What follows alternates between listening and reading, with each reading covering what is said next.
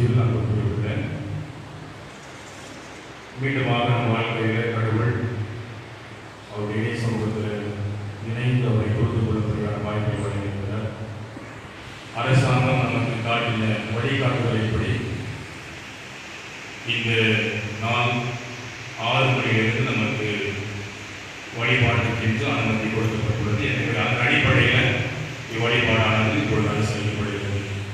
நேசத்திற்குரிய ஞாயிறு வழிபாட்டில் வழிபாடாகவே இவ்வழிபாட்டில் இப்பொழுது செய்யப்படுகிறது. கிறிஸ்துவ பண்டிகைக்கு பின்வருகின்ற 5வது நேசத்திற்குரிய நாளாகும். இந்த வழிபாட்டில் வந்து பங்கேற்கின்றவர்கள் யாவரையும் இயேசுவின் நாமத்தினாலே நான் வாழ்த்தி வரவேற்று கொள்கிறேன். இந்த வழிபாட்டின் ஆரம்பம் பிதாகுமாரன் பரிசுத்த ஆவியின் நாமத்தில் உள்ளது. ஆமென். நாம் யாவரும் முழங்கால் படித்து ஆண்டவரை நோக்கி ஜெபம் செய்வோம். செபிப்போம்.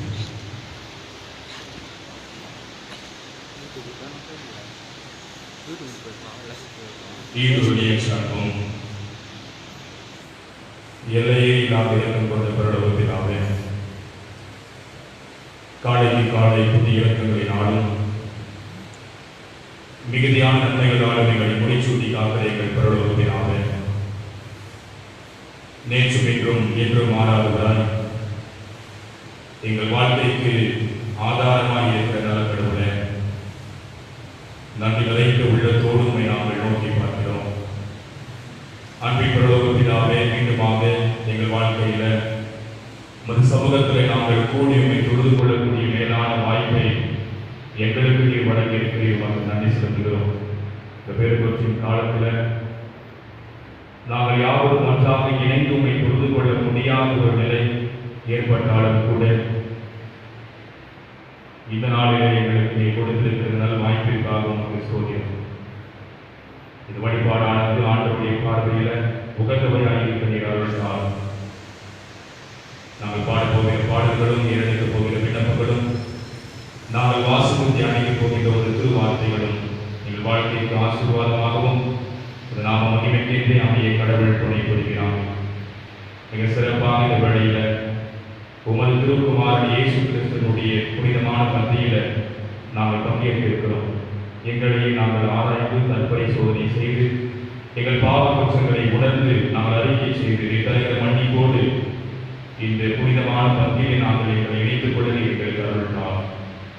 வழிபாட்டின் ஆறுதல் மொழி மட்டுமாக புதிய பிரசனமும் தூய ஆவி வழிநடத்தலும் நீங்கள் யாவரையும் ஆட்கொண்டு வழிநடத்த வேண்டும் என்று ஆனதாகி கிறிஸ்தியேசு வழியாகவே எங்கள் ஜெபம் கேளும் எங்கள் அன்பின் பிரலோகத்தினாலே. ஆமென். நாம் தொழுகைக்கு ஆர்வமாக பாடல் புத்தகத்தில் 79வது பாடலை நாம் பாடுவோம். கண்களை எழுப்பேன் மாமேலும் நேராக கண்களை எழுப்பேன்.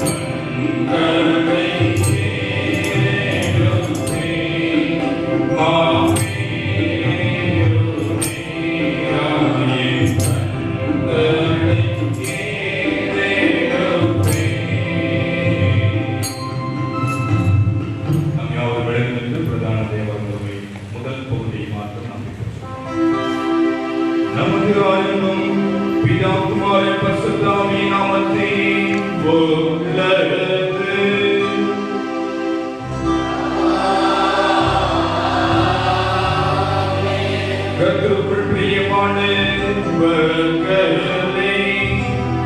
நமது பிதாவாகிய கடவுளிடம் கவனச்சிறுதையும் உள்ளவர்களாக ஆண்டி சேர்ந்து நமது பாவங்களை அவருக்கு அறிக்கையிட்டு அவைகளை மன்னிக்க நமது இரட்சகராகிய இயேசு கிறிஸ்துவின் நாமத்தே அவரை கெஞ்சி கேட்போங்கள். நமக்கு சகாயம் கர்த்தருடைய திருநாமத்தின் உள்ளது.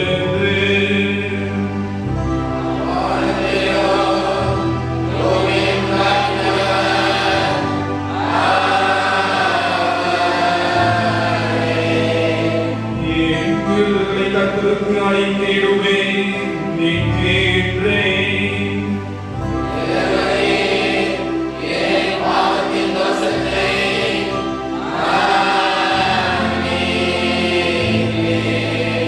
சர்வவல்லவரான கடவுளே, எங்கள் சிருஷ்டிகரும் மீட்பருமானவரே,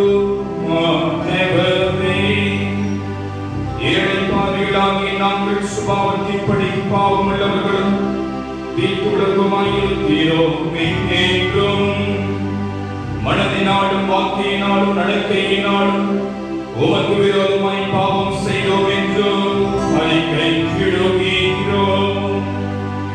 ஆதலால் எங்கள் ஆண்டவராகிய இயேசு கிறிஸ்துவே, மீட்டும் நீ காட்டின கிருபையை தேடி உம்முடைய அளவற்ற இரக்கத்தின் அடைக்கலம் புகழ் வருகிறோம். அளவில்லாத உம்முடைய கடவுளே, உங்கள் மீட்பு பணி மரணத்துக்கு பொழுது ஒரே பேரான குமாரனை மீண்டும் எங்களுக்கு விளங்கி எங்கள் பாவங்களை எல்லாம் மன்னித்தருளும்.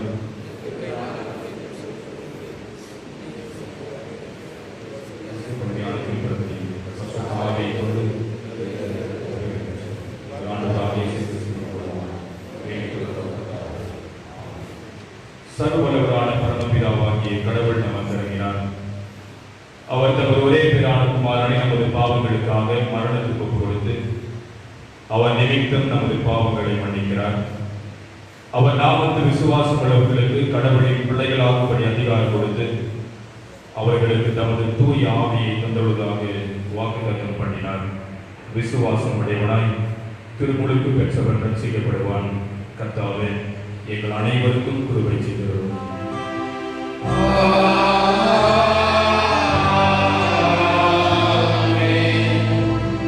நாம் யாவரும் அமர்ந்து இதனாலுக்குரிய திருமறை பகுதிகளை நாம் வாசித்திருப்போம். திருத்துவ பண்டிகைக்கு பின்வருகின்ற 5வது எக்ஸ்கலனுக்குரிய பழைய ஏற்பாட்டின் பகுதி நாம் இப்பொழுது வாசிக்கிறோம்.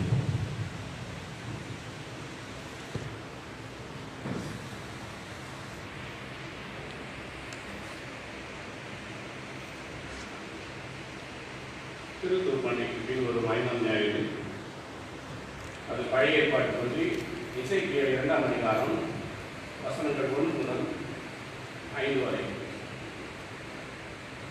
எசேக்கியேல் 2ஆம் அதிகாரம் வசனங்கள் 1 முதல் 5 வரை. அவர் என்னை நோக்கி, மனுபுத்திரனே, உன் காதொன்றில் உன்னுடன் பேசுகிறவன் என்றார். இப்படி அவர் என்னுடன் பேசும்போது ஆவு எனக்குள் வந்து என்னை காதொன்று நிற்கும்படி செய்தது.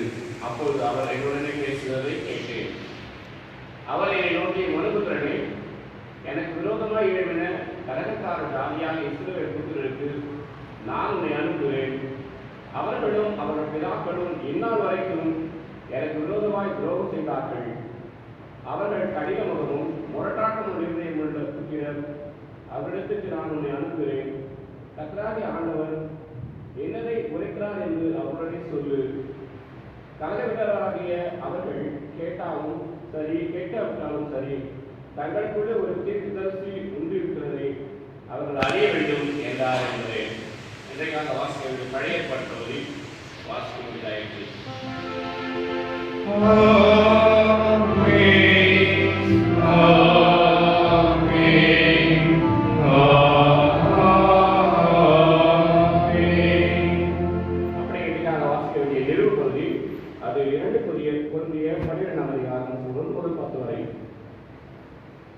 பகுதி 2 கொரிந்தியர் 12ஆம் அதிகாரம் 1 முதல் 10 வரை. மேன்மை பாராட்டுகிறது எனக்கு தகுதி அல்லவே, ஆகியும் அருளிய தரிசனங்களையும் வெளிப்படுத்துவதையும் சொல்லுகிறேன். கிறிஸ்துக்குள்ளான ஒரு மனுஷனை அறிவேன். அவன் 14 வருஷத்துக்கு முன்னே 3ஆம் வானம் வரைக்கும் எடுக்கப்பட்டான். அவன் சரித்திரத்தில் இருந்தானோ சரித்திரத்துக்கு புறம்பாக இருந்தானோ அதை அறிவேன். தேவன் அறிவார். அந்த மனுஷன்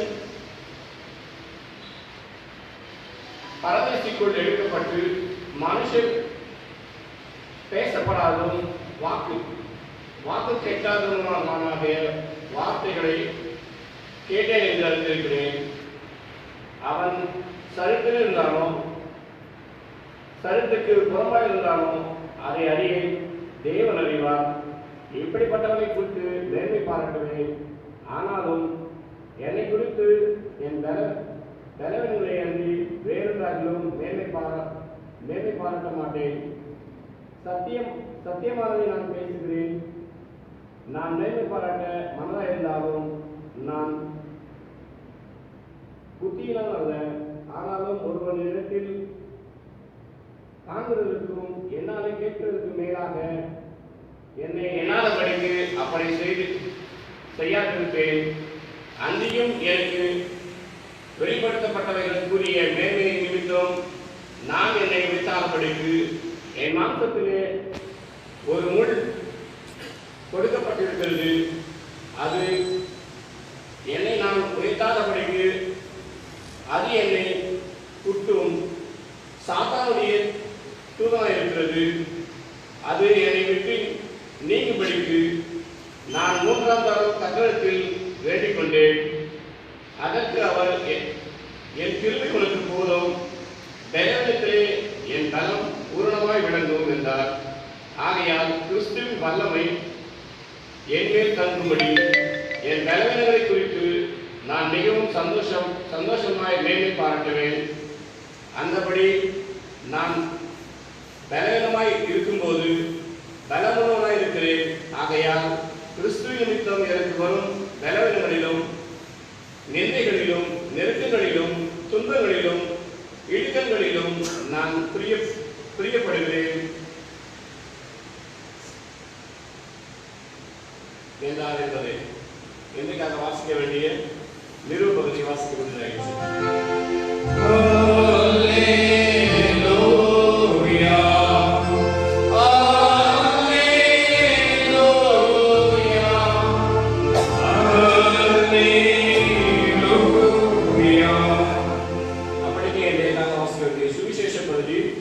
அது மாற்கு அதிகாரத்தில் அடங்கியுள்ளது.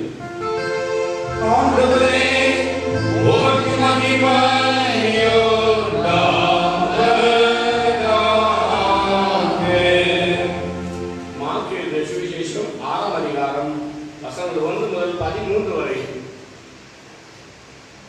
அவர் அவரிடம் விட்டு புறப்பட்டு தாம் வளர்ந்த ஊருக்கு வந்தார்.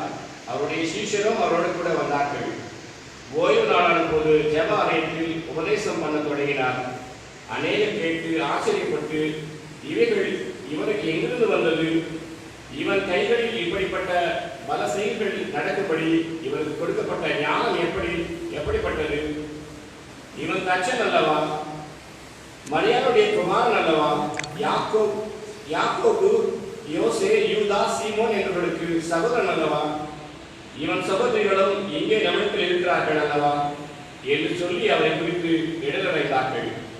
இயேசு அவர்களை நோக்கி, தீர்க்கதரிசி ஒருவன் தன் ஊரிலும் தன் இனத்தாரிலும் தன் வீட்டிலுமே அன்றி வேறெங்கும் கனவீனமடையானார். அங்கே அவர் சில நோயாளிகளின் மேல் கைகளை வைத்து அவர்களை குணமாக்கினே அன்றி வேறு அற்புதங்களும் செய்யக்கூடாமல் அவருடைய அவிசுவாசத்தை குறித்து ஆச்சரியப்பட்டு கிராமங்களிலே சுற்றித் திரிந்து உபதேசம் பண்ணினார். அவர் 12 அழைத்து அசுத்தாவைகளை குறித்து அவர்களுக்கு அதிகாரம் கொடுத்து வழிக்கு பைகளையாகிலும் அப்பத்தையாகிலும் காசையாகிலும் எடுத்துக்கொண்டு போகாமல் ஒரு தடியை மாத்திரம் எடுத்துக்கொண்டு போகவும் பதார்த்தங்களை போட்டுக்கொண்டு போகவும் 2 அங்கிகளை தரித்திருக்கவும் கட்டளையிட்டார். பின்பு அவர்களை நோக்கி, நீங்கள் எங்கேயாகிலும் ஒரு வீட்டில் பிரவேசித்தால் அவ்விடத்தை விட்டு புறப்படும் வரைக்கும் அங்கேதானே தங்கியிருங்கள். எவனாகிலும் உங்களை ஏற்றுக்கொள்ளாமல் உங்கள் வசனங்களை கேளாமல் இருந்தால் நீங்கள் அவ்விடம் விட்டு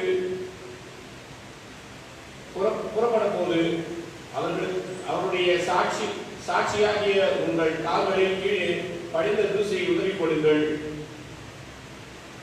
நியாயத்திற்கு நாளிலே அந்த பட்டணத்துக்கு நேரிடுவதை பார்க்கிலும் சோதோம் கொமோரா பட்டணத்துக்கு நேரிடுவது இலகுவாயிருக்கிறது என்று மெய்யாகவே உங்களுக்கு சொல்லுகிறேன் என்று சொல்லி அவர்களை 2 பேராக அனுப்பினார்.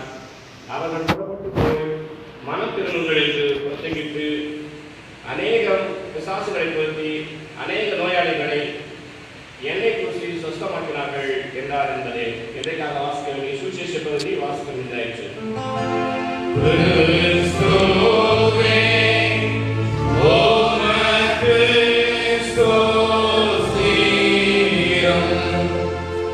ஆண்டவருடைய வாழ்வழிக்கின்ற திருவார்த்தைகளை வாசிக்கின்ற நாம் அதற்கு மறுமொழியாக விசுவாசை நேசையா விசுவாச பிரமாணத்தை அந்த அறிக்கை செய்வோம். பாடல் புத்தகத்தில் 24வது பக்கமுடன் நேசையா விசுவாசம். ஒரே கடவுளை விசுவாசிக்கிறேன், ஒரு வானத்தையும் பூமியையும் காணப்படாததும் எல்லாவற்றையும் சிருஷ்டித்தவர் சர்வதற்கும் வல்ல பிதாவானவர் ஒரே ஆண்டவராக இயேசு கிறிஸ்துவை விசுவாசிக்கிறேன்.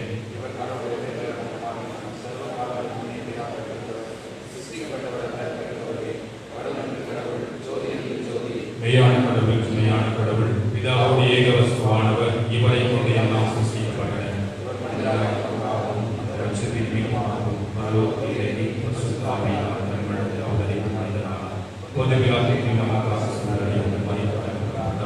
வேற வாக்கின்படியே மூன்றாம் வீட்டிருந்தார். உயிரோதையும் மனிதர்களே மகிழ்ச்சியோடு திரும்ப வருவார். ஒரு ராஜ்யத்திற்கு முடியவில்லை. ஒரு ஆண்டவர் வீட்டில் ஆமை பிதாவோடு குமாரனுடைய மனிதோடு மகிமைப்படுத்துகிறவர் தீர்க்கதரிசிகளை கொண்டு உடையவரும் ஆமை. பாவமன்னிப்புக்காகவே ஞான மனிதர் உயிர்களையும் யாவரும் அமர்ந்து மீண்டும் ஆகவே பாடல் கொடுத்திருக்கிற 295வது ஞான பாடலை நாம் பாடுவோம். நான் பாவிடா ஆனாலும் நீ மாசத்தை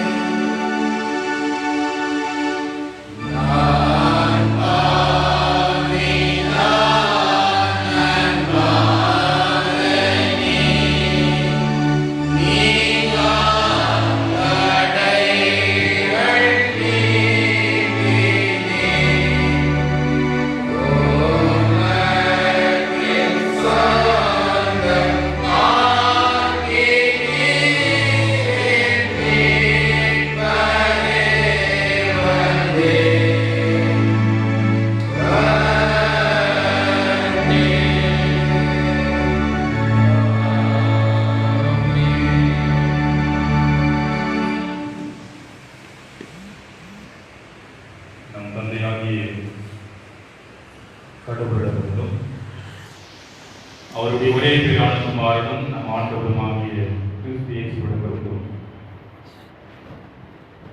இந்த நாளில, இந்த காலை வேளையில ஆண்டவர் இறை சமூகத்தில் கூடியிருக்கிற நம் அனைவருக்கும் கிருபையும் சமாதானமும் நிறைவாய் உண்டாவதாக. ஆமென்.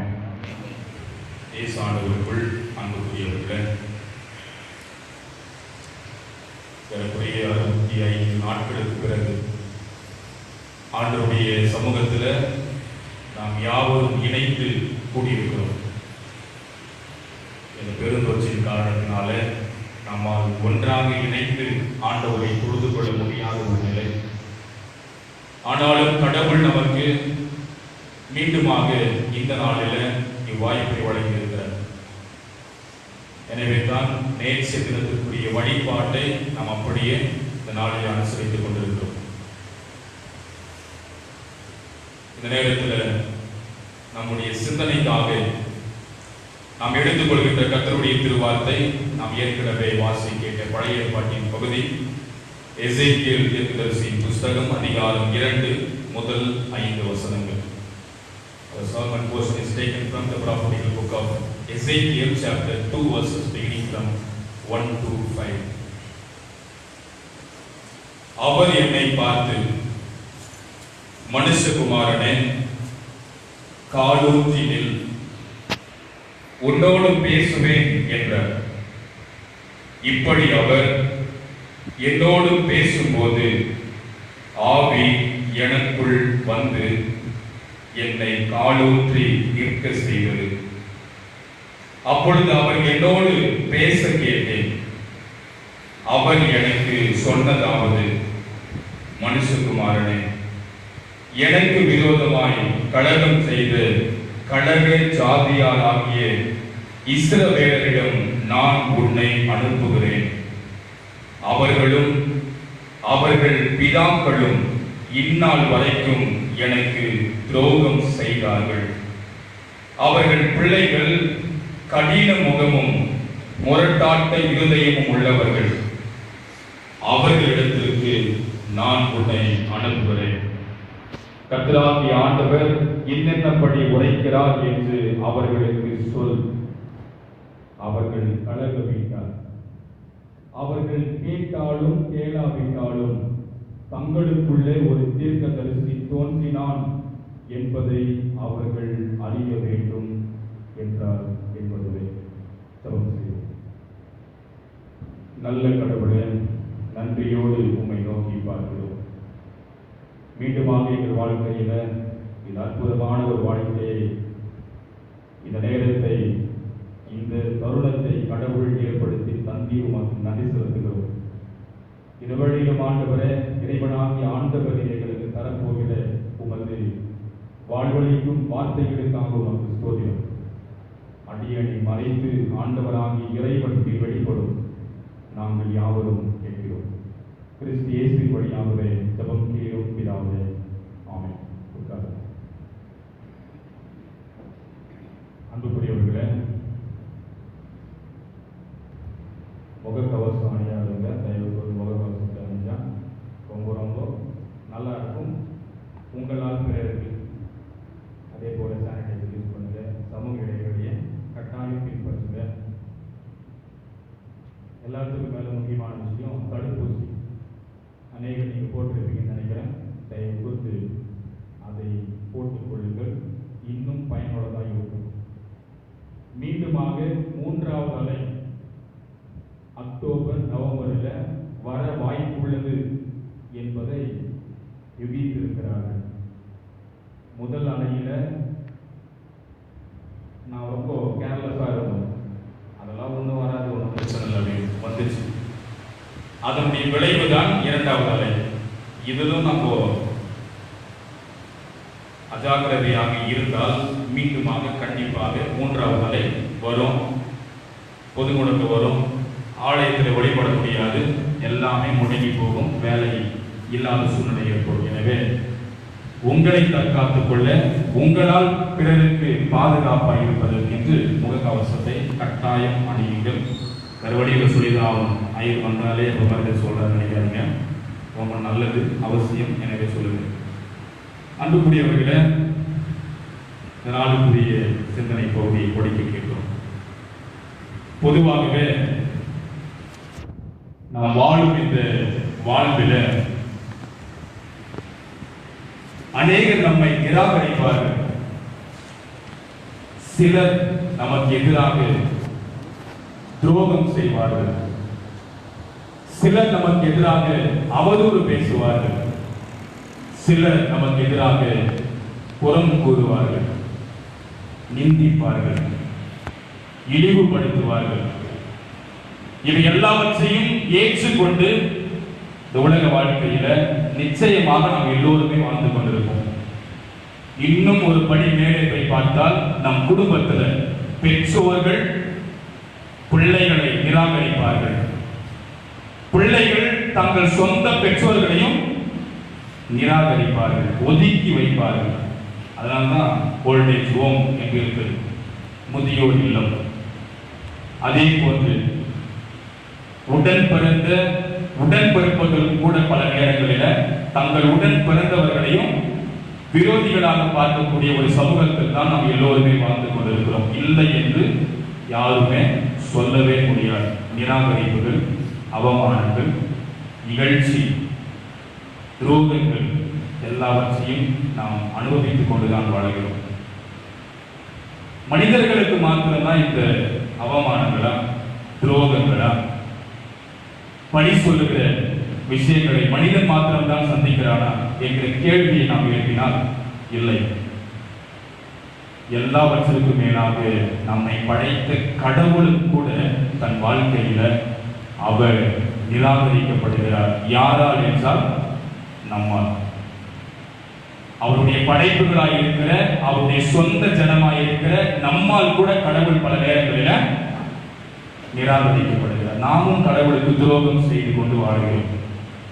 குறிப்பாக இந்த கொரோனா காலகட்டத்தில் நாம் நினைச்சிருக்கலாம், ஒருவேளை அந்த பாதிப்பு நமக்கு வந்த பொழுது நாம் நினைச்சிருப்போம், கடவுள் நம்மை ஒதுக்கி வைத்து விட்டாரா, எனவே நமக்கு தொற்று வந்து விட்டதா, எதற்காக இந்த தொற்று என்னை வந்து சேர்ந்தது, கடவுள் எனக்கு எதிராக இருக்கிறார் என்று சொல்லி நாம் பல நேரங்களில் கடவுளை நிராகரிக்கிற மக்களாக ஒருவேளை நாம் பார்த்திருப்போம். ஒரு கஷ்டம் வரும்போது நாம் யோசிப்போம், நம்ம சொல்லுவோம், கடவுள் என்னை ஒதுக்கி வைத்து விட்டார் என்று சொல்லி. மனித இயல்பு. இதை மனதிலே வைத்து நாளுக்குரிய சிந்தனை பகுதியை பாருங்கள்.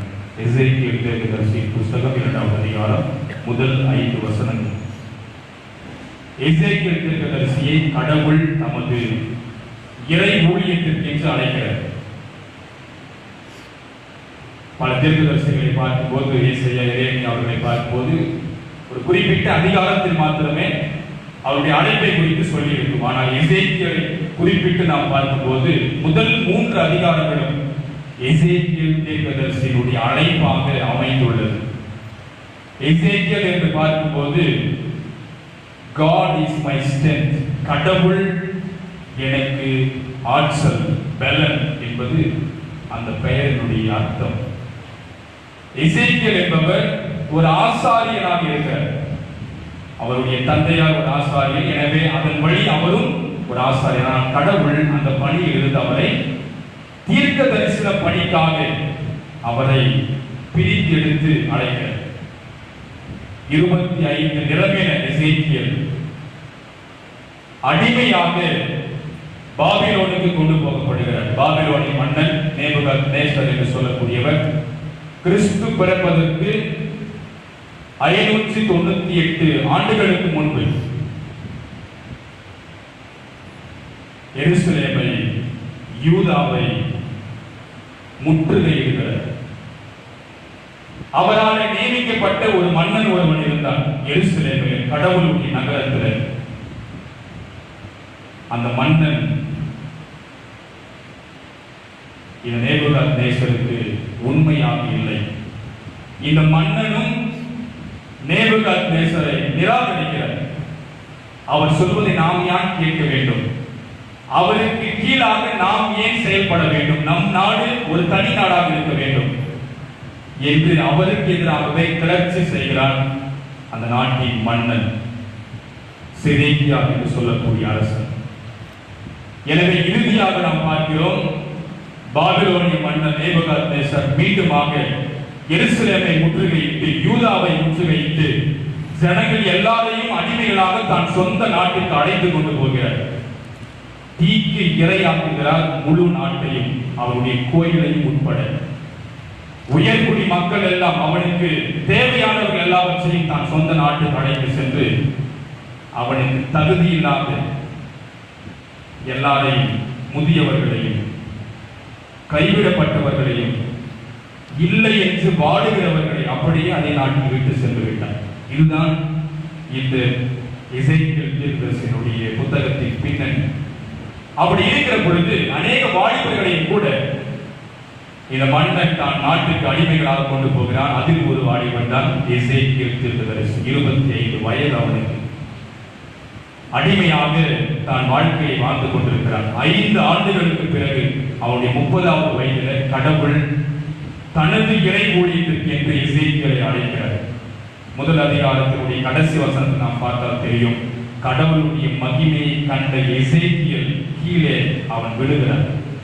அப்பொழுதுதான் கர்த்தருடைய வார்த்தை வருகிறது நம்முடைய தியான பகுதியில். விழுந்த அவனை கடவுள் பார்த்து சொல்லுகிறார், மனுஷகுமாரனை காலூன்றி நில் என்று சொல்லுகிறார். அவனால் நிற்க முடியவில்லை. கடவுளுடைய மகிமையை கண்ட எசேக்கியேல் கீழே அப்படியே விழுந்து விடுகிறார். எழ முடியாமல் தவிக்கிறார். அப்பொழுது கர்த்தர் சொல்லுகிறார், காலூன்றி எழுந்து நில். முடியவில்லை. தொடர்ந்து வாசிக்கிறோம், கர்த்தருடைய ஆவியானவர் அவனுக்குள் சென்று அவனை பலப்படுத்தி காலூன்றி நிற்க செய்தார் என்று நாம் பார்க்கிறோம். ஆண்டவருடைய ஆவியானவர், தூய ஆவியானவர் நம்மை பலப்படுத்துகிற இறைவன் என்பதை நாம் புரிந்து கொள்ள வேண்டும். எசேக்கியேலை பலப்படுத்தி நிற்க செய்தார். நின்ற பிறகு நாம் பார்க்கிறோம், கர்த்தராகிய ஆண்டவர் எசேக்கியேலுக்கு சில வார்த்தைகளை சொல்லுகிறார். என்ன வார்த்தைகள் என்றால், எனக்கு விரோதமாய் கலகம் செய்த கலக ஜாதியாராகிய இஸ்ரவேலிடத்தில் நான் உன்னை அனுப்புகிறேன். கடவுள் அழைத்து ஒரு இடத்துக்கு அனுப்புகிறார். எந்த இடம் என்றால் இஸ்ரவேலிடத்தில் அனுப்புகிறார், தான் சொந்த மக்களிடத்தில் அனுப்புகிறார். அவர்கள் யார் என்பதை கர்த்தர் சொல்லுகிறார். அவர்கள் கலக வீட்டார், கலக ஜாதியார். தொடர்ந்து வாசிக்கும் போது கர்த்தர் சொல்லுகிறார், அவர்கள் பிதாக்கள் இந்நாள் வரைக்கும் எனக்கு துரோகம் செய்தவர்கள். அவர்களின் பிள்ளைகள் கடின முகமும் முரட்டாட்ட இருதயம் உள்ளவர்கள். கலக வீட்டார். அவர்கள் கேட்டாலும் கேளாவிட்டாலும் நான் என்ன சொல்லுகிறேனோ அதை அப்படியே போய் அவர்களுக்கு சொல். தீர்க்கதரிசிகளுடைய அட்ரஸ் இப்படிதான் இருக்கும். Thus says the Lord God. ஆண்டவர் உரைக்கும் வார்த்தை இது என்று அவர்கள் ஆரம்பிப்பார்கள். அதுதான் உண்மையான தீர்க்கதரிசியினுடைய முதலாவது முன்னுரையாக இருக்கும். இதை போய் சொல். நான் சொல்லுகிற வார்த்தைகள் எல்லாம் அப்படியே எடுத்து சென்று சொல். தீர்க்கதரிசிகள் என்றாலே ஆங்கிலத்தில் சொல்வார்கள், they are the mouthpieces of God என்று சொல்வார்கள். தீர்க்கதரிசிகள் எல்லோருமே கடவுளுடைய வாயாக இருந்து, உதடுகளாக இருந்து செயல்படக்கூடியவர்கள் என்பதை சொல்வார்கள். கடவுளிடத்திலிருந்து வார்த்தைகளை பெற்று மக்களுக்கு அறிவிக்கக்கூடியவர்கள் இந்த தீர்க்கதரிசிகள். கடவுள் எந்த அளவிற்கு கடினப்பட்டிருந்தால், வேதனைப்பட்டிருந்தால், துரோகங்களை கண்டிருந்தால் இந்த வார்த்தைகளை சொல்லியிருப்பார். யோசித்து பாருங்கள். தான் சொந்த மக்கள், தன்னுடைய மக்கள் சொல்றாரு, துரோகக்காரர்கள் இவர்கள், கலக வீட்டார் இவர்கள், அநியாயம் செஞ்சவங்க இவங்க, அவர்களிடத்தில் தான் உன்னை நான் அனுப்ப போகிறேன். நீ பயப்படாத, தைரியமாக நான் உன்னோடு கூட இருப்பேன், கவலைப்படாது. அவர்கள் கேட்பாங்க, கேட்காம கூட போவாங்க. உன்னுடைய வேலை நான் சொல்வதை பொய் சொல். அவருக்கே தெரியுது கடவுளுக்கு, அவர்கள் கேட்காமல் போனாலும் சரி, கேட்டாலும் சரி, நீ பொய் சொல். தங்களுக்குள்ளே ஒரு தீர்க்கதரிசி தோன்றினான் என்று அவர்கள் அறிந்து கொள்ளட்டும் என்று சொல்லுகிறார். தங்களுக்குள்ளாக ஒருவரை கடவுள் எழுப்பி நிற்க வைத்திருக்கிறார். யாருக்காக என்றால் நமக்காக என்று அவர்கள் தெரிந்து கொள்ளட்டும் என்பதை கர்த்தர் சொல்லுகிறார். நீங்க நல்லா பாருங்க, மக்கள் எல்லோரும் கடவுளுக்கு எதிராக துரோகம் செய்தார்கள், கலகம் செய்தார்கள், விரோதித்தார்கள். ஆனால் கடவுள் ஒருபோதும் தன் மக்களிடத்துல அதை வெளிக்காட்டவில்லை. அவரும் அவருக்கு எதிராக, மக்களுக்கு எதிராக கிளர்ச்சி செய்யவில்லை, அவர்களை விரோதிக்கவில்லை, கடவுளும் கடகம் செய்யவில்லை. அதுதான் கடவுளுடைய குணம். நாம் செய்வோம், நாம் மனிதர்களாகி நாம் செய்வோம், துரோகம் செய்வோம், மற்றவர்களை விரோதிப்போம், ஒதுக்கி வைப்போம், தள்ளி வைப்போம், புறம் கூறுவோம். இப்படி எல்லாம் நடக்கும்போது நம்ம என்ன பண்ணுவோம்? நமக்கு எதிராக யாராவது ஒருத்தர் செஞ்சா அவங்க எதிரில் வரும்போது தலையை கீழே குடிஞ்சு நம்ம பாட்டு நடந்து போவோம். அவங்க வராங்களா, அவங்க முன்னாடியே குளிக்க கூடாதுன்னு சொல்லிட்டு அவங்க போனா போதும், அப்புறம் நம்ம போலாம்னு நினைப்போம். அவர்களோடு பேசுவதற்கு நமக்கு மனம் இருக்காது. வார்த்தைகளை கூட நாம் பேசுவதற்கு தயங்குவோம். அவங்ககிட்ட எல்லாம் எதிராக நம்ம பேசணும். அவன் இப்படிப்பட்ட மனுஷன், எனக்கு எதிராக இப்படி செய்தான் என்று சொல்லி நாம் விரோதிப்போம். மனித பண்பு இது. ஆனால் கடவுள் அப்படி அல்ல. யாரையும் நிராகரிக்கிற கடவுள் அவர் இல்லை என்பதை திருமறை சொல்லுகிறது. தமது மக்களுக்காக, நிராகரித்த மக்களுக்காகவே கடவுள் தீர்க்கதரிசியை அழைத்து அவர்களிடத்தில் அனுப்புகிறார். என் வார்த்தையை போய் சொல், என் வார்த்தையை போய் சொல், கேட்கும் கேட்காம போதும், போய் சொல் என்பதை ஆண்டவருக்கு தெளிவாக எடுத்து சொல்லுகிறார். இஸ்ரவேல் மக்களுடைய வாழ்க்கையை பாருங்க. ஏன் கடவுள் அப்படி சொன்னாரு? யாத்திராம் புத்தகத்துக்கு நம்ம பார்த்தா தெரியும். எகிப்து அடிமைத்தனத்திலிருந்து விடுதலை பெற்று அப்பதான் வராங்க, செய்தல் முன்பதாக இருக்கிறது. அப்பொழுது அவர் சொல்லுகிற வார்த்தையை பாருங்க. ஏன் எங்களை கூட்டு வந்தீங்க? எதற்காக எங்களுக்கு விடுதலை? எகிப்திலே எங்களுக்கு பிரேத குழிகள் இல்லை என்றால் எங்களை இந்த பாலைவன பகுதிக்கு கொண்டு வந்தீர்கள் அடக்கம் செய்வதற்கு. நாம் அங்கே இருந்திருப்போமே, எதற்காக எங்களுக்கு விடுதலை என்று சொல்லி கடவுளுக்கு எதிராக கிளர்ச்சி செய்தவர்கள் இஸ்ரவேல் மக்கள்.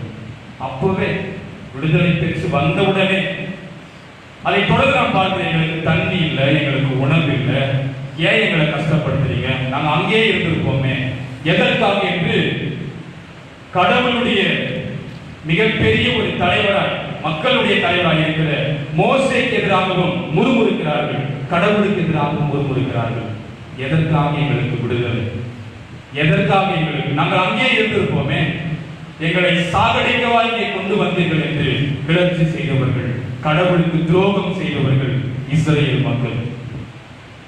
எனவே தான் அவருடைய 4 நாள் பயணம், 40 ஆண்டு கடவுள் அழகா கொண்டு போய் வைத்திருப்பார் கானான் நாடு. ஆனால் 40 ஆண்டுகள் அவர்களை அலைக்கழித்தார் என்றால் அவர்களுடைய கடின இருதயம் தான். அவர்கள் கடவுளுக்கு எதிராக துரோகம் செய்ததுதான், கடவுளை நிராகரித்ததுதான். அதனுடைய விளைவுதான் அவர்களுக்கு 40 ஆண்டுகள் பாலைவன பயணம், கடினமான பயணத்தை அனுபவித்தார்கள்.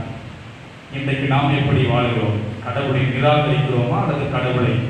கடிதம் 12வது அதிகாரம் முதல் 10 வசனங்களில் அவர் சொல்லுகிற வார்த்தைகளை பாருங்கள். எனக்குள் ஒரு முள் கொடுக்கப்பட்டுள்ளது, என்னுடைய உடலில் என்னை குட்டும், என்னை குத்துகிற சாத்தானை தூதனாய் அது இருக்கிறது. எனக்கு ரொம்ப பாரமா இருக்கிறது, என்னால் வாழ முடியவில்லை. கடவுளிடத்துல 3 முறை. அப்பொழுது கடவுள் எனக்கு சொன்ன வார்த்தை, என் கிருபை உனக்கு போதுமானது. பலவீனம் இருந்தால் என் பலன் உனக்குள்ளாக பூரணமாய் விளங்கும் என்று சொன்னார். எனவே நான் இகழ்ச்சி அடைந்தாலும், துன்பப்பட்டாலும், அவமானங்களை சந்தித்தாலும், பாரங்களை ஏற்றுக்கொண்டாலும் எல்லாவற்றையும் மகிழ்ச்சியோடு நான் ஏற்றுக்கொள்வேன். ஏன் என்றால் கடவுளுடைய கிருபை என்னில் இருக்கிறது, அவர் என்னை பலப்படுத்துகிறார்.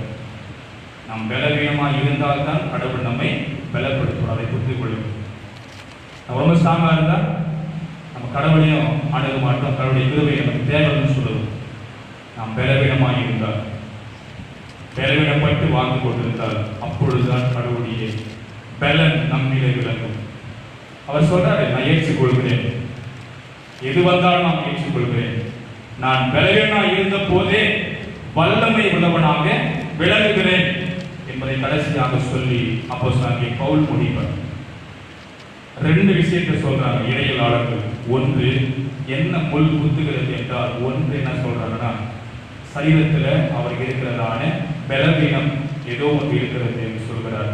குறிப்பா அவருடைய கண்ணில தண்ணீர் வடிந்து கொண்டே இருக்கும் என்பதை சில இறையியல் ஆசிரியர்கள் சொல்கிறார்கள். 2வது என்றால் என்ன என்றால், ஊழியத்துல அவருக்கு இருந்த நிராகரிப்பு, ஊழியத்துல அவருக்கு எதிராக எழுப்பின மக்களுடைய கஷ்டங்கள் அவருக்கு முள்ளாய் குத்தி கொண்டிருந்தது. எதுவாயிருந்தாலும் அவர் துயரங்களை அனுபவித்தார், கஷ்டங்களை அனுபவித்தார். அதை ஏற்றுக்கொண்டார். நான் முறையிட்டேன், ஆனாலும் கடவுள் என்னிடத்தில் சொல்லிவிட்டார், என் கிருபை உனக்கு போதுமானது, உன்னை பலப்படுத்தும், அது கவலைப்படாது என்று சொன்னார். எனவே எனக்கு இது போதும், நான் வாழ்வேன், மகிழ்ச்சியாய் வாழ்வேன் என்பதை அப்போஸ்தலனாகிய பவுல் சொல்லுகிறார். அப்படியே நாளுக்கு நற்செய்தி பகுதியை பாருங்கள். மார்க் நற்செய்தி நூல் 6ஆம் அதிகாரம். அதை பார்க்கிற சொந்த ஜனங்கள் வியப்படைகிறார்கள். இவனால் எப்படி இவ்வளவு உபதேசங்களை, அற்புத அடையாளங்களை செய்ய முடிகிறது என்று அவருடைய சொந்த ஜனமே அவரை நிராகரித்தது, அவரை ஒதுக்கி வைக்க முயற்சி செய்தது. பரிசேயர்கள், சதுசேயர்கள் என்று இன்னும் அதிகமான கூட்டங்களும் கூட அவரோடு இணைந்து அவரை நிராகரித்தார்கள். இயேசு ஆண்டவரை பார்க்கிறார். மக்கள் சொல்லுகிற வார்த்தைகள் முதலாவது பாருங்கள். இயேசு ஆண்டவரை இழிவுபடுத்தின ஒரே பகுதி இதுதான். 6 முறை சொல்றாங்க, இவன் இவன் இவன் இவன் யார் தெரியுமா? இவன் தச்சன். இவன் யார் தெரியுமா? மரியாளுடைய மகன். யார் தெரியுமா? எங்க சகோதரர்கள் இருக்கிறார்கள், யாக்கோபு, இவர்களுடைய சகோதரர். இவனுடைய சகோதரிகள் நம்மண்டே இருக்கிறார், நம்மோடு இருக்கிறார்கள். இவனால் எப்படி இப்படி வல்ல செயல்களை செய்ய முடிகிறது, ஆச்சரியமாய் இருக்கிறது என்று அவர் விஷயமாய் இடறினார்கள் என்று வசனம் சொல்லுகிறது. இயேசு ஆண்டவர் கொஞ்ச பேரை மாத்திரமே குணப்படுத்தினார், சிலரை என்று சொல்லியிருக்கும். இவருடைய அவிசுவாசத்தின் நிமித்தமாக இயேசுநாதரால் பல அரும் அடையாளங்களை அவர்கள் மத்தியிலே செய்ய முடியாமல் போயிற்று என்பதும் வசனம் சொல்லுகிறது. இன்றைக்கு நாம் அவிசுவாசமாக இருந்தால், ஊழியர்களை நிராகரித்தார், ஊழியக்காரர்களை ஒதுக்கி வைத்தார், அவர் சொல்லுகிற வார்த்தைகளை ஏற்றுக்கொள்ளாமல் போனார், நம்மிடையே வல்ல செயல்கள் நிகழாது என்பதை புரிந்து கொள்ள வேண்டும். நாம் பல நேரங்களில் அப்படி நாம் செய்கிறோம். ஊழியர்களை, ஊழியக்காரர்களை அவதூறு பேசுகிறோம், புறம் கூறுகிறோம், இழிவுபடுத்துகிறோம், அவர்களுக்கு விரோதமாக செயல்படுகிறோம். அப்ப நம்ம சொல்லுவோம், என்ன ஐயர் ஊழியம் பண்றாரு? ஒரு ஊழியம் சரியில்லை, மக்கள் எல்லோரும் பெருசா ஆலயத்துக்கு வர மாட்டாங்களே, எழுச்சி இல்லை, ரிவைவல் சபையில் இல்லை, என்ன ஊழியம் செஞ்சுட்டா நம்ம சொல்லுவோம். நல்லா புரிஞ்சுக்கணும், நாம் எதெல்லாம் ஊழியர்களுக்கு எதிராக, கடவுளுக்கு எதிராக விரோதித்து வார்த்தைகளை பேசி நாம் செய்கிறோமோ, சொல்லுகிறோமோ, இது எல்லாமே ஊழியத்துல எவ்வளவுதான் செஞ்சாலும் தடைப்படும். அதான் அப்போஸ்தலனாகிய பவுல் சொல்லுகிறார், நான் நட்டேன், அப்பல்லோ நீர் பாய்ச்சினார், ஆனால் விளையை செய்கிறவர் கடவுள் தான். எங்கள் பணியை நாங்கள் செய்துவிட்டோம், செயல்படுத்துவது யாருனால் கடவுள் தான். விதைப்பவருடைய ஊமையை சொல்லுகிறார், சரியான இடம் இருந்தால் அங்கே முளை கிளம்பும், வளர்ச்சி இருக்கும் என்று சொல்வார். சரியான உள்ளம் நமக்கு இருந்தால் நம் உள்ளத்தில் விதைக்கப்படுகிற விதைகள் வளர்ச்சியை கண்டுகொள்ளும், பலன் கிடைக்கும். நிராகரித்தால் பலன் கொடுக்காது என்பதையும் நாம் புரிந்து வாழ கற்றுக்கொள்ள வேண்டும். இயேசுநாதர் அவருக்கே வந்த எதிர்ப்புகளை பாருங்கள். இகழ்ச்சி செய்தார்கள், விரோதித்தார்கள். இவன் என்று சொல்லி கடவுளுடைய சொந்த குமாரனையே புறம் கூறி பேசினார்கள். எனவே அவருடைய அவிசுவாசத்தை கண்ட இயேசுநாதர் ஆச்சரியப்பட்டார் என்று சொல்லப்பட்டுள்ளது. அவருடைய உபதேசத்தை கண்ட மக்கள் பிரமிப்படைந்தார்கள். இவருடைய அவிசுவாசத்தை பார்த்த இயேசுநாதர் ஆச்சரியப்பட்டு போனார். என்னடா இப்படிங்கிறாங்களே. அதை தொடர்ந்து பாருங்கள். 2 பேராக ஊழியத்திற்கு அனுப்புகிறார். ஊழியத்துக்கு அனுப்பும் போது சொல்றார், எதையும் கொண்டு போகாதீர்கள், நான் பார்த்துக் கொள்கிறேன் என்று. தடி, பாதரட்சை ஒவ்வொன்றாக சொல்லுகிறார். தேவையானதை மாத்திரம் கொண்டு போங்கள். ஒரு இடத்திற்கு சென்றால் அங்கேயே தங்கியிருங்கள். ஒரு வீட்டுக்கு சென்றால் சமாதானத்தை கொடுங்கள். அந்த இடத்திலிருந்து மீண்டுமாக வரும் அளவும் அங்கேயே தங்கியிருங்கள். அவர்கள் கொடுப்பதை உண்டு வாழுங்கள். நிராகரித்தால் உங்கள் காலில் படிந்துள்ள தூசியை தட்டிவிட்டு வாருங்கள், நான் பார்த்துக் கொள்கிறேன். சோதோம் கொமோரா பட்டணத்திற்கு நிகழ்வுகளை பார்க்கிறோம், அவர்களுக்கு நிகழ்ந்த நிகழ்வுகளை பார்க்கிறோம். அவர்களுக்கு நிகழ்கிற காரியம் மிக கடினமாக இருக்கும், கொடியதாக இருக்கும் என்பதை இயேசுநாதர் சொல்கிறார்.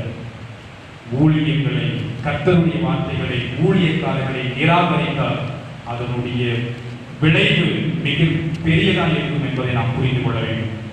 எசேக்கியேலையும் கடவுள் இப்படிதான் தன் ஊழியத்திற்கு என்று அழைத்து அனுப்பி, நீ போய் சொல், நிராகரித்தாலும் போய் சொல் என்று கர்த்தர் சொன்னார். திறன்பட எசேக்கியேல் கர்த்தருடைய வார்த்தையை அவருடைய சொந்த ஜனமான மக்களுக்கு அவர் அறிவித்தார் என்று நாம் பார்க்கிறோம். அன்புக்குரியவர்களே, இன்றைக்கு நம் வாழ்வு எப்படி இருக்கிறது? நாம் கடவுளை நிராகரிக்கிறோம், அவர் நம்மை நிராகரிக்காத கடவுள், நம்மை ஏற்றுக்கொள்கிற கடவுள். எவ்வளவுதான் நிராகரித்தாலும் தன் சொந்த குமாரன் வழியாக தன் உயிரை மாய்த்து சிலுவையிலே தன் ஜீவனை கொடுத்து ரத்தம் சிந்தி நமக்காக மறைத்து உயிர் திறந்து நமக்கு மன்னிப்பின் வாழ்க்கையை தந்தவர் ஆண்டவராகிய கிறிஸ்து இயேசு. நிராகரித்தார்கள் என்று சொல்லி அவர்களை ஒதுக்கி வைத்துவிட்டு அவரை ஏற்றுக்கொண்டவர்களுக்கு மாத்திரம் அவர் மறித்து உயிர் தரவில்லை. நிராகரித்தவர்களையும் ஏற்றுக்கொண்டவர்களையும் எல்லாருக்காகவும் அவர் மறித்து உயிர் திறந்த ஆண்டவராக இருக்கிறார். நம்மை எப்பொழுதுமே அரவணைக்கிற இறைவன் அவர். எனவே அவர் எப்பொழுதுமே நம்மை ஏற்றுக்கொண்டு நம்மீது அன்பு செலுத்தி நம்மளோடு அக்கறையாக வாழுகிற இறைவனை பற்றி பிடித்துக் கொள்ளுங்கள். நாளுடைய சங்கீத பகுதியை பாருங்கள். சங்கீதம் 123 1 2 3 தெளிவாக சொல்ற, என் கண்கள் படைத்த கடவுளையை நோக்கி இருக்கிற ஒரு வேலைக்காரன் தன் எஜமானின் கைகளை அவன் செயல்களை நோக்கி இருப்பது போல, வேலைக்காரி தன் எஜமாட்டியினுடைய கைகளை அவர்களை நோக்கி இருப்பது போல எங்கள் கண்களும் உங்களையே படைத்த கடவுளையை நோக்கி இருக்கிறேன். அதெல்லாம் பாடுபடுப்பான கண்களை ஏறெடுப்பேன், மாமேரு நேராக கண்களை ஏறெடுப்பேன் என்று சொல்லி கடவுளை நோக்கி பாருங்கள். நிராகரிக்காத கடவுள் மனிதன் நிராகரிப்பான். ஒருவேளை இந்த தொற்றின் காலத்தில் இந்த பாதிக்கப்பட்டவர்களை அணுகினால் அவரிடத்தில் பேசினால் நமக்கு தெரியும் எவ்வளவு நிராகரிப்பை சந்தித்தார்கள் என்று சொல்லி. கடந்த நாட்களில் அநேகரிடத்தில் பேசினார்கள். நிறைய பேர் என்னை நிராகரித்து விட்டார்கள். எங்க கூட பேசவே இல்லை, எங்கள் வீட்டு பக்கமாக போனால் எங்கள் வீடை கூட பார்க்காம போனாங்க அப்படின்லாம் சொன்னாங்க. நிராகரிப்புகள் இருந்தது. இந்த தொற்றிலே பாதிக்கப்பட்டவர்கள் அனுபவித்த துயரங்கள் ஏராளம். நாம் தொடர்ந்து வாழ எல்லாம் வல்ல தூய ஆவியாளர் இறைவார்த்தை வழியாகவே நம்மை நிறைவோடு வழிநடத்தி ஆசீர்வதித்து காத்துக்கொள்வாராக. ஆமென். எல்லாம் பற்றி கட்டக்கூடிய தெய்வீகமான சமாதானம் நம் இருதயங்களின் சிந்தனைகளையும் கிறிஸ்து இயேசுவுக்குள்ளாக பக்குவப்படுத்தி காப்பதாக. ஆமென். நம் யாவர்களுக்கு சொல்றது கடவுளே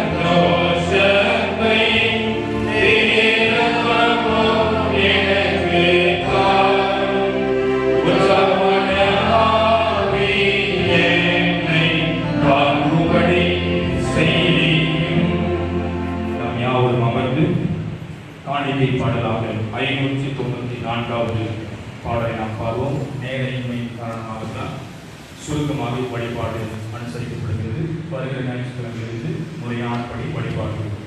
594வது பாடல் ஆனந்தமாய் இன்பக்கானா ஏகியுமே என்கிற பாடல். நம்மளுடைய காணிக்கைகளை கர்த்தருக்கு சாமி இருக்கும்.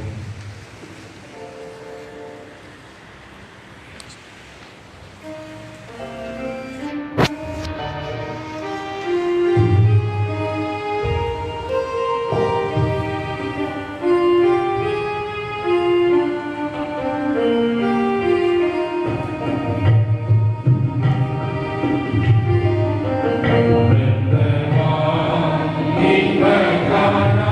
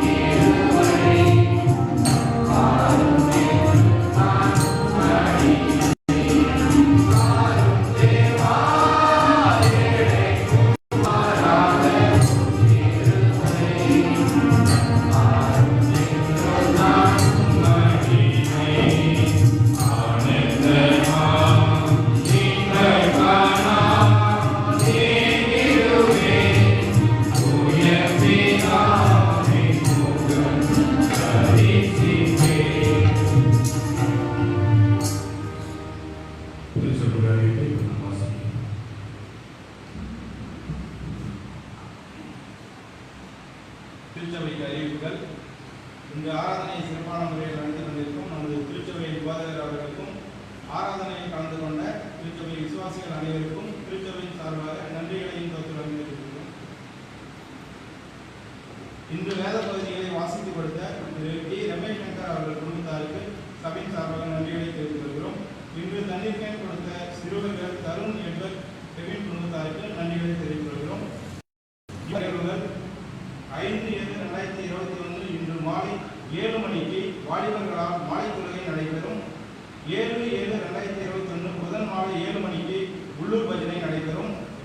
8/7/2021 2021 வேலன் மாலை 7 மணிக்கு திருமதி ஞான சௌந்தரி டேவிட் அவர்கள் இல்லத்தில் வழக்கமான இல்ல வழிபாடு நடைபெறும். 9/7/2021 வெள்ளி மாலை 6 மணிக்கு திரு எம் அகஸ்டின் அவர்கள் இல்லத்திலும், திரு மேரி மீனாட்சி குமார் அவர்கள் இல்லத்திலும், திரு பாப்பு மதுசூதன் அவர்கள் இல்லத்திலும் இல்ல சந்திப்புகள் நடைபெறும்.